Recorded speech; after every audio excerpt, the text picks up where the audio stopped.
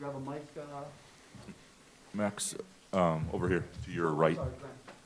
So I know against Illinois things didn't go well, and you just didn't really look comfortable. Today you look very comfortable out of the gate, and I'm wondering, Tom said they did some things to try and allow you to create a little more. What was sort of the process between the Illinois game and now, and can you talk about giving your team that start when they really needed it early on?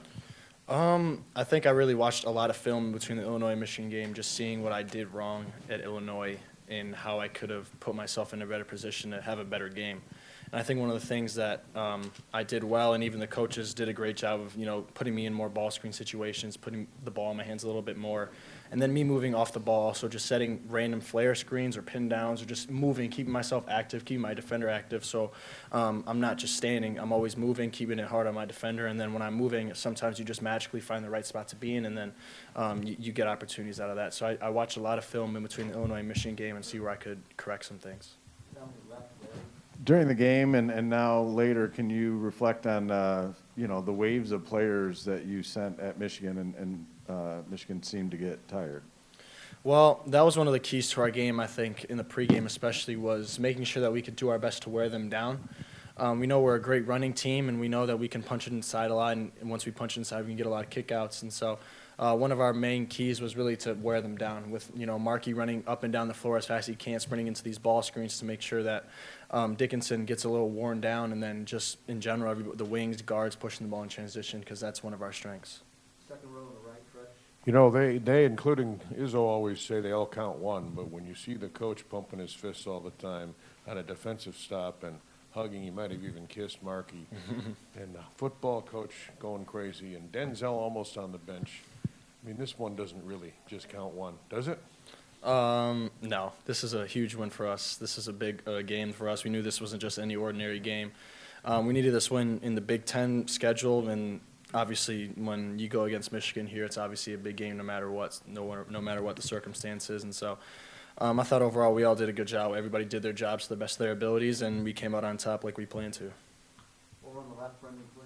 Max, so if today is an indication of how your usage might change, I imagine you're comfortable scoring out of ball screens. How do you feel about making reads out of ball screens and doing things like that if you're going to continue to advance? I think I'm very prepared for it. I think I've been in ball screens a lot even before my time here. So I think I know how to make certain reads in certain situations, and I'm not going to be perfect all the time. I can obviously get in and watch some film on just certain ball screen reads or watch pro basketball players and how they make reads.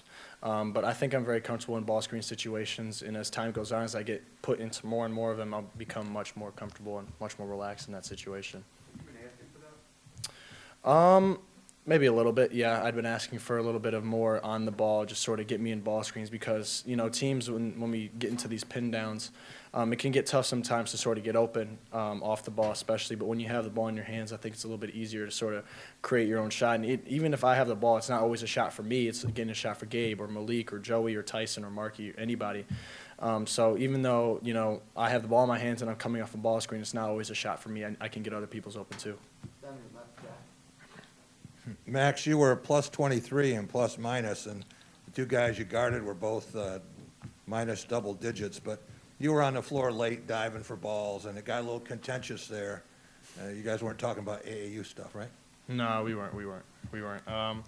But I think at the end of the game, that just goes to show the rivalry that we have.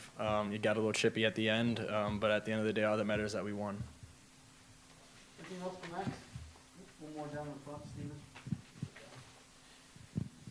Max, I'm wondering what you thought of AJ's game today, especially coming off the Illinois game as well for him, and just what he gave you guys.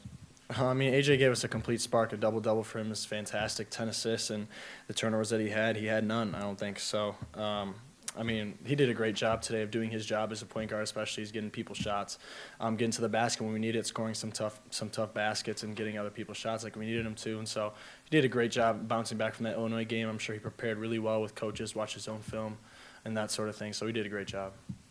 If I could, too, before you go, we talked to you a couple weeks ago about guys getting you ready for this game, and obviously that didn't happen. Now that you played in your first one, was it a lot of like what people told you? What was your experience like? Certainly was the rivalry that everybody thinks about. Me going in, I can't even lie, I was a little nervous going in at first because I know this is a big game. It means a lot to me.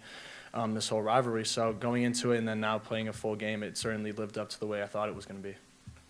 Thanks, Max. Thank you, guys.